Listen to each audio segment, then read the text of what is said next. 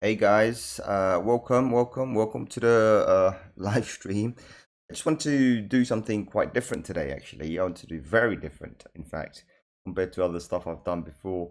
I want to show you guys how to kind of look at the charts without any noise or anything like that, right? So the idea is you can go on the chart and you don't see any noise. So what I'm going to do, I'm just going to throw a little bit of a market update before we go there. Um, I've just shared the links to a few groups, but I'm not sure if they're here and I'm in a bit of a rush. So I'm just going to quickly get over this and see how this goes on, right? Right, let's have a look at this. So what we've got here, market cap. Obviously, yesterday the market kind of reacted very well. In fact, pretty much the whole market, entire market reacted, by a few $1 billion, right? About I think it was about 20 or $30 billion it reacted, which is really, really good, that money coming back in. A lot of people are like, is this a white swan event? No, it's not. Okay, a white swan event would be literally where, the market is completely gone down on a particular time and then the market goes up. And, you could see like yesterday, remember on the, I'm not sure if you were there, but yesterday on the B Word conference, um, Elon came prepared. Elon came prepared.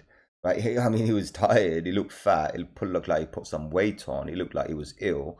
He probably has COVID, but that's not the point. I mean, all that SpaceX and whatever he's doing, right? But the point is he came prepared to give his message. He came to tell people that Tesla owns crypto, which we already know. SpaceX now owns crypto, right? Which he never disclosed before. He personally owns crypto, which he's never actually openly said it before. He said he's always kind of hinted towards it, but he's never actually admitted it. But this is on a live stream. He says, I own Bitcoin, majority of it. In fact, what he says was quite fascinating, right? And he said, well, actually, let's move over to the other chart while we talk anyway. So he says how he doesn't own anything outside of his own project, which means he doesn't own shares, he doesn't own anything that he doesn't own himself, right? Which means he only owns shares in Tesla, Boring Company, and his SpaceX, right? So he literally owns his own stock. That's it. He doesn't own anybody else's stock. He doesn't do investing, he doesn't do trading. But a large portfolio, this is the word he used. He said, a large portfolio, or a large part of my portfolio is in Bitcoin.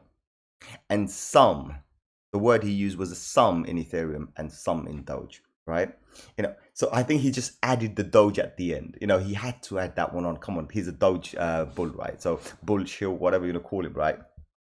But he kind of tried to make it clear to people that, guys, don't react to what I say. I do pump the market, but I don't dump the market. So that's what he said. He said he will pump, but he won't dump, right? So that kind of gave me an indication that, look, there are probably other people out there, other players, right? You got to understand there are other players, and this we saw yesterday. We saw the full evidence yesterday. Let me take you into this chart, right? Yesterday, we saw this, and let me clear some noise for you. Of course, the title said how to see the chart without noise. And why am I showing you noise? We'll get to that in a bit, right? This is yesterday. This is the B word, right? The B word. This is, look at the volume and the candle. Everything matches very well, right? This is the B word. This is when Elon Musk comes in and says this. And, for the preparation, it started already. So we saw the, just before the preparation, people were starting to build up momentum and get in there because Elon Musk is going to say something just in case. But what I'm trying to say here is at this very same time, when we did go all the way, almost close to $33,000, somebody, the other players I'm talking about, right? When he says, I pump, but I don't dump. So he's obviously pumping. He knows he's going to pump. Some other players in the game decided to come and dump. They probably bought it around here somewhere. They probably bought it here somewhere, probably even bought it here. So all these guys do, they're just in it for the profit, right? And if they did, right, all they did was literally, they pumped it up to this much. They made 10% and they got out. Full stop. They made 10% and they said, you know what, we made 10%, happy days. Now, 10% on $1 billion is a lot of money. 10% on $1 billion is 100 million. If you can make that on an hour, hey, go for it. So this is what's happened basically. We come back to this chart in a bit. I don't want to really give you anything else right now. We'll come into these charts later while we progress, right? So it's just going to be a very short one. It's not going to be a long one at all. I want to see what's going on. So the idea here is I want you guys to, so I'm not going to show any cursor or anything, but I'm going to show you in a very, very simple way, right? The idea here is we want to go into the chart and we have an empty chart, right? Imagine this as an empty chart. And we just want to look for certain things, right? We want to understand what the market is doing and what the market could do, right? So we want to be able to predict certain things. So for example, if we were to say, okay, how far could the market go? So we take an empty chart, nothing else. We don't need anything else. We don't need any of this stuff, right? So let's get rid of all of this. We just want an empty chart and we say, how far can it go? And I'll bring those other stuff to you as well. So I'm looking at Coinbase, looking at weekly, right? And we want to just say, how far can it go? So it's very simple. We just want to know how far can it go, right? So we say, okay, how far can it go? Well, let's have a look and see how far can it go. So if we're down here right now, what would we be expecting for our top to be? So this is telling us our top would be 101,000 to 300 something. So let's just do this, right? So now that we've got this, we're going to take this and we're going to say, right, that is our top confirmed. And I'll get back to this in a bit. So this is our top, which is the 1618. Because the Fibonacci is very powerful. In fact, the most viewed video on this channel is my Fibonacci one. Okay, so we've seen that, right? We said, okay, we know that we've got the fibs there. That's fine. That's how far we can go. Now we want to take another line and we're going to say, well, oh, hold on. That's how far we can go, which is good. But what if we were to find out our worst case doomsday scenario? Well, all we got to do is go back one step. So this one actually starts from February, 2015. So we'll just take this point. This is like a blip. I won't bother with this one. But there's a reason. Again, actually, let me get you to this part as well. You see, there's a bit of a noise here. I don't know if you can see this. There's a lot of noise here. A lot of noise. This wick is a noise. Now let's get rid of this noise. So to get rid of this noise, what we need to do is just go to line. See, the noise is clear now. The noise is completely gone. This noise is gone. So now that the noise is gone, let's have a look and see. Hold on, give me a second. Let's have a look and see if our line that we put on was accurate. Let's take this and let's have a look. Pretty much, you see, just slightly off, right? Slightly off. So let's find this and get this down a little bit. Right, there we go. That is more accurate to where we want to be. Right? That's fine. So now we've got that. We've got the noise out of the way. We're looking at the chart without the noise, right? So what we want to do now is also try and figure out, what basically our new bottom would be if we were to, where we could possibly go and what we could do, right? So what we want to do, we want to use this level here and we say, okay, we've got this level here. We can see this 1618 level, and we can see that this would be our fresh, brand new top at some point in the future. So this is us in 2017. We say, okay, this is where we are. And this is our new future high. This is the probability. So we kind of in 2017, before the dump happened, and we'll talk about the dump as well, we already knew that we should be expecting to see, and I'll put a line here, try and do it exact, boom, there we go. So yeah, that's exact, 1618, right? So this is where we put a line and we say, well, this is what we're expecting, right? This is what all we're expecting. We're expecting this price to come. So we already know right now, at this point of time, that we will be expecting, it's currently showing $97,000. So we're going to expect a 97, just call it $100,000 for now, right? That's what we're going to be expecting. Here, we've expected we're going to get a $30,000 coin at some point in the future. And we went through this. We went smashed right through this. But now we have a problem because the market's coming down, right? So we want to see how far can the market go down. It's very simple. It's very simple. What we do, we take the lowest point, right? We take the lowest point of the previous time, so the most recent lowest point, and then we just put a fib on it, right to that point where there's no noise there. Now remember, on the top when we did it, we did the 1618, but on the bottom we're going to do the 618, 0618. Now we can also put another line here and say, well, if we did get a low, our low should be around here. Let's have a look. Our low should be here, right? And I'm going to change this particular color to red just so you can see. Right. So if we did have a low, this would be our low, right? This is what we're looking at right now. Okay.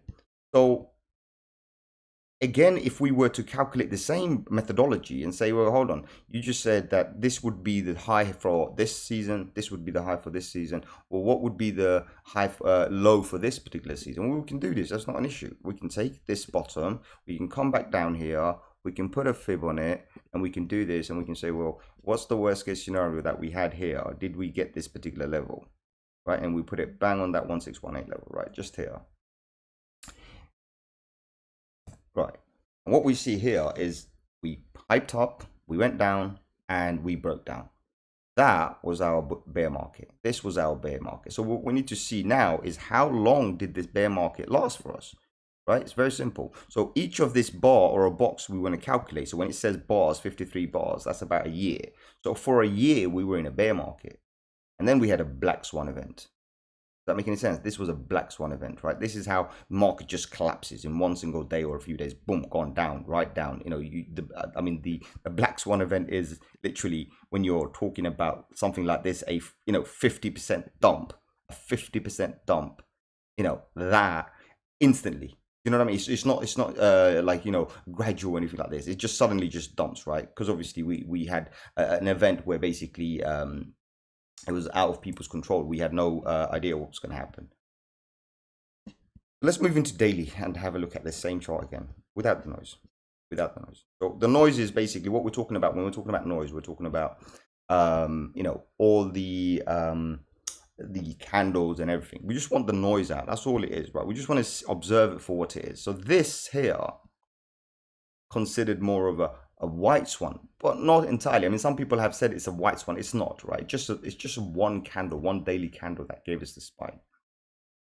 And what we are doing is obviously we are trying to see, okay, did this break? Is there a trend here or anything like this? What do we see? So now we, you know, obviously I said on the what do you call this? On the title, on the thumbnail, it was like, you know, how to take the noise out. But you know what? This is how you take the noise out, number one. And now, without using any other tools, so we did use the Fibonacci. Other than that, we're not going to use any other tools. We are going to see where the market is currently and where the market can go. How about that, right? We can do this, right? So we want to find our kind of trend line right now. So when we're looking for a trend line, all we got to do is make sure, right? And we can use this bottom section here. We're just going to use this bottom candle. What we need to do is find minimum 3 points of contact. So if we find 3 points of contact, right? 3 points of contact, and we're using the current one as well. We use 3 points of contact. That would be a trend line. But because obviously we're in this current one, let's use this, right? So if we use this, you can see we just broke our trend. So this was a downward trend line. We just broke that. But then again, you have to realize we've got lower lows, right? Lower lows, lower lows, lower lows, lower lows, lower lows. So here we're not looking at the colors of the candle. We're not looking at any of this. We're getting all the noise. There's no volume, nothing here. It's just a line, just tells us this is the low point, this is the high point. You know, if you want to trade, then this is the low point, this is the high point. We want to know where the price would be. We want to know where all the traffic zone would be. It's easy. We can find out from here. So we can see that previously we had this particular level here. And what we do, we take this bottom here and we say, well, you know, if we were to go down, how down can we go and where would we find our problems, right? So we use this, just, you know, this is just a few days. I can show you on a candle, right? Let's zoom it out a little bit, right? We can use the fibs to tell us exactly where we will find some resistance. So now I'm going to draw one more line just to show you, because this, remember guys, this is just for education. This is nothing else, right? So if I draw one line here, and I'll make this line yellow so you can see what's going on. Now, I've obviously drawn all of these lines and whatnot and all sorts of other stuff and made it all messy, right? We made it very messy. It's like, okay, this guy, he says he's going to do it without the mess, and he just done all of this mess, right? In fact, yeah, so what's going on here? How about if we actually use a tool to see what I've just written here, if it's true or not? How about that? Okay, let's do this. Let's do this. Let's see how close I am without a single indicator, right? So number one, I'm going to check is support, resistance, right? So we're looking for support resistance clusters. Boom. Here we go. Right, so this is on a daily. Let's go to 4 hourly. Let's go and have a look at the better data. Boom.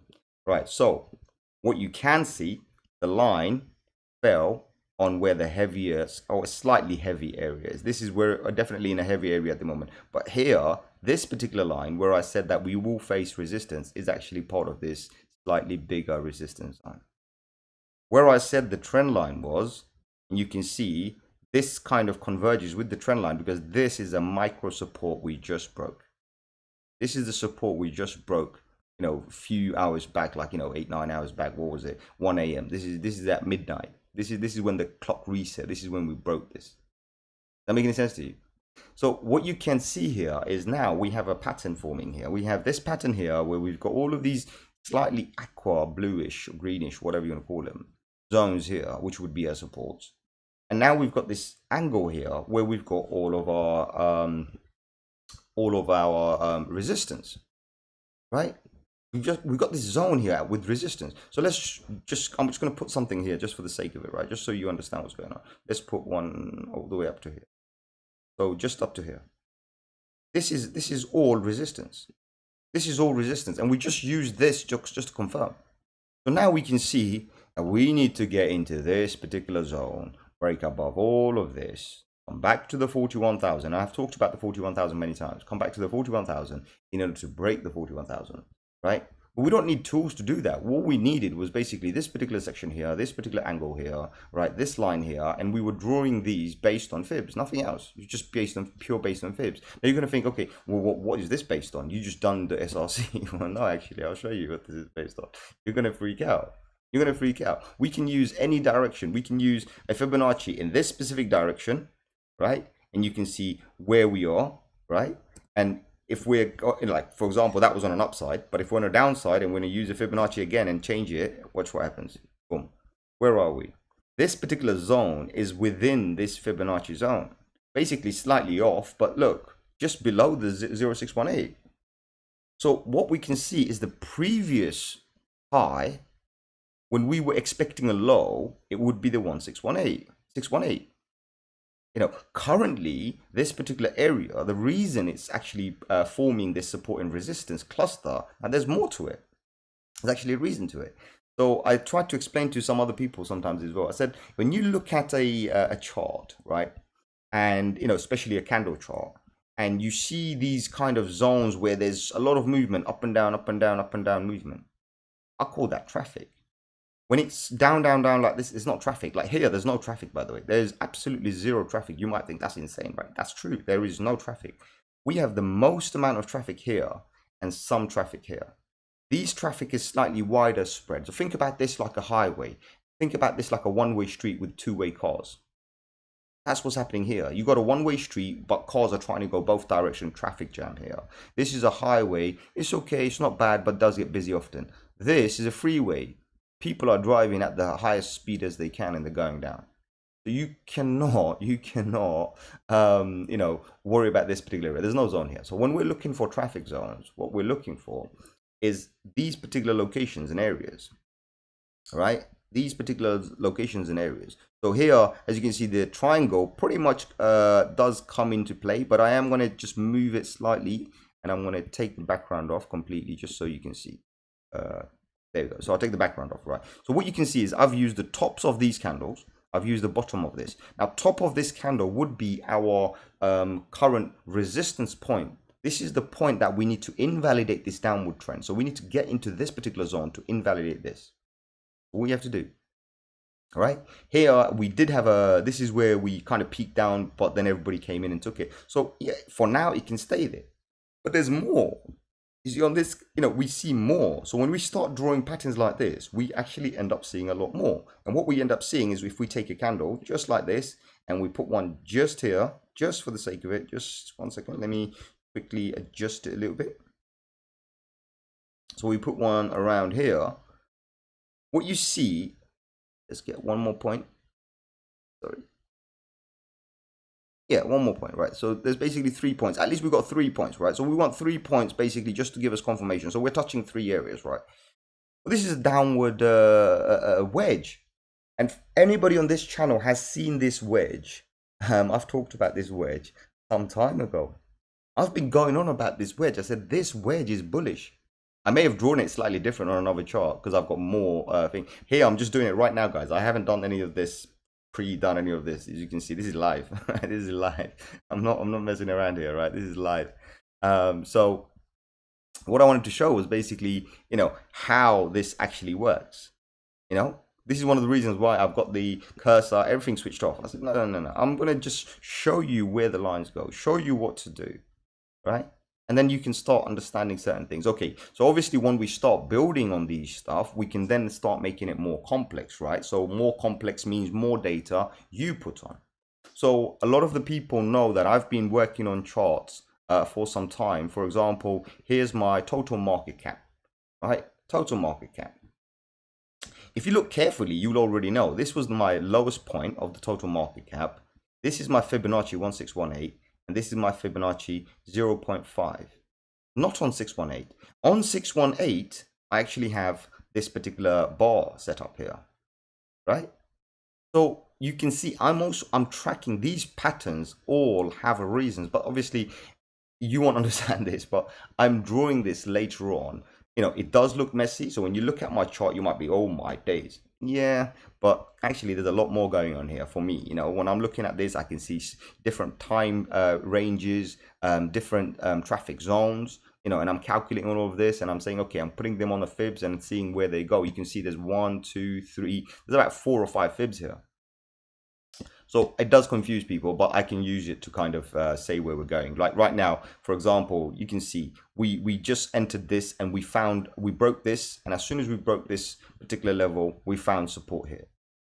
I'm not making this up, right? Last time we did this, we broke out and we broke down again. You can see this. I'm not making this up. This is exactly what happened. As you can see, we faced we faced resistance exactly on the line, and then when we broke out, we broke out. You can see this on the chart. This is not something I just make up, right? This is what it is. Here again, we're using lines and fibs, nothing more. And just to basically see where we are. And you can see we just broke past the Fibonacci 618 level. This is a golden area, and we're finding resistance here. How's that even possible? We're finding resistance here, bang on here. So this is what it is. You can see these lines. Very simple to do, right? Here's a little bit more complex stuff we did, but this was to do with something else. And we talked about how this particular box itself is actually a range, a particular area. I actually, funnily, I said, expect the dump to be over on the 19th. Well, it seems like the dump continued until the 20th. And then on the 21st, the dump was over. I was off by 2 days. Well, I was off by 2 days. Imagine I got this one bang on, that date bang on. That would be insane, right? But I didn't. But 2 days, am I going to be, what are you going to do with 2 days? Here you can see I've been building something else, basically a lot more complex, right? But again, this one, you can see the wedge. You can see the wedge. Now I'm not, when I'm doing it, I'm not really that fussed about the noise or anything, because I'm ignoring all of this stuff. I can use either. It's very subjective where I use it, right? But ultimately, the goal is that my entry and exit points needs to be bang on. So here, when I've said that basically this particular box is a massive zone, where you can see this massive zone, I've put a smaller zone here, basically. So this is basically when we progress to the right. So as days go on, our resistance is getting smaller. That's what I want to show. So here, basically, you can see double boxes. It shows you where the resistance is the strongest. So here's the strongest, here's the weakest. Here's actually the strongest, the weakest was here.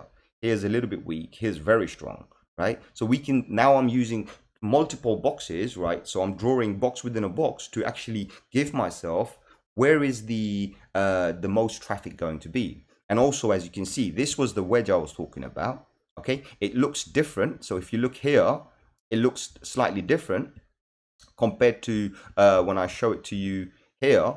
It looks very, very different, but that's because you're looking at all the wicks and everything. I can take the wicks off and it will probably look completely different. It will probably look awful. Oh, it looks okay.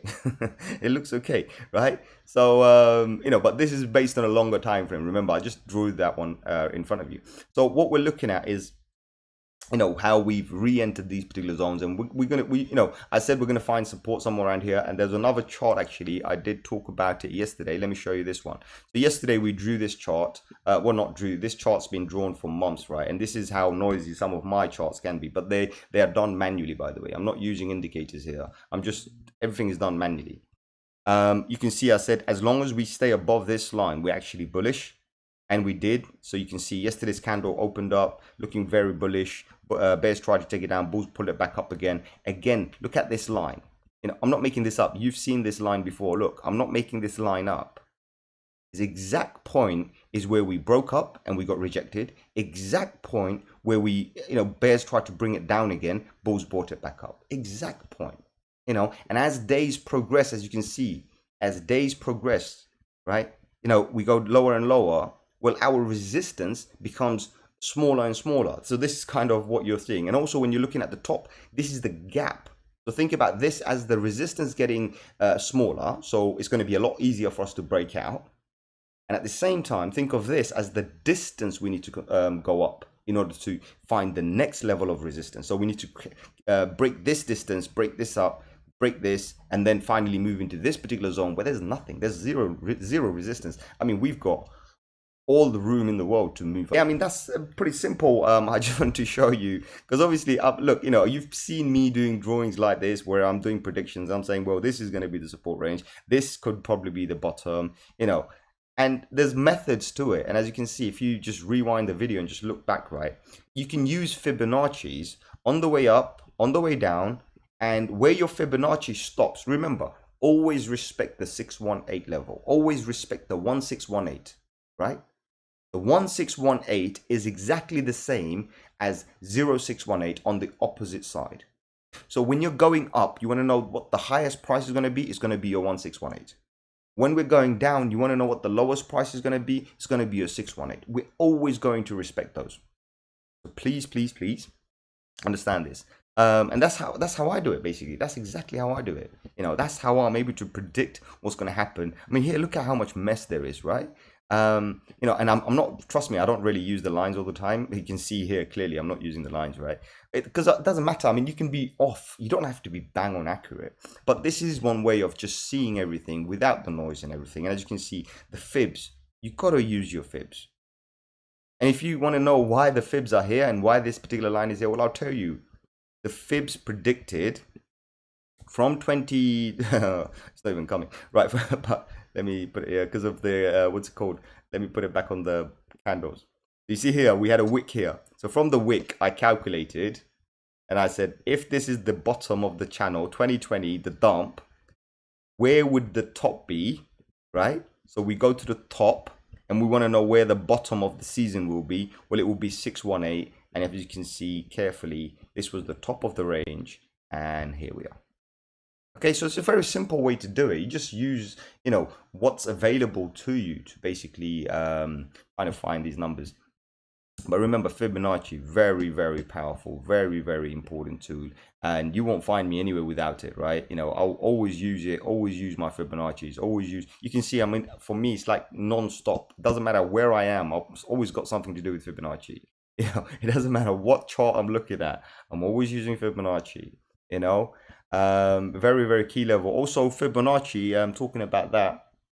For Bitcoin, actually, I just saw something. This is kind of crazy, right? So let me show you something on Bitcoin, right? While we're here, are we on Bitcoin? Yes, we're on Bitcoin. I just want to show you something, guys. This is insane. This is insane. Right. Let's go back to weekly. No, actually daily. So I'm going to try and stay on the daily. Try and show you this because this is insane, right? What I've seen is basically what the BTC new price could possibly be. So if we use this particular level here, bring it up to this particular level here. So what we're looking for is what is the possible low, right? What is going to be our possible, what is going to be the low that we can expect, right? Remember, that's what we're looking for, the low, right? So this particular season, the low we can expect, and it's still in play because remember, it always respects the 618. Unfortunately, if it breaks below the 618, that's a bear market. So remember, I've been telling everybody, if we go into the $25,000, it's a bear market.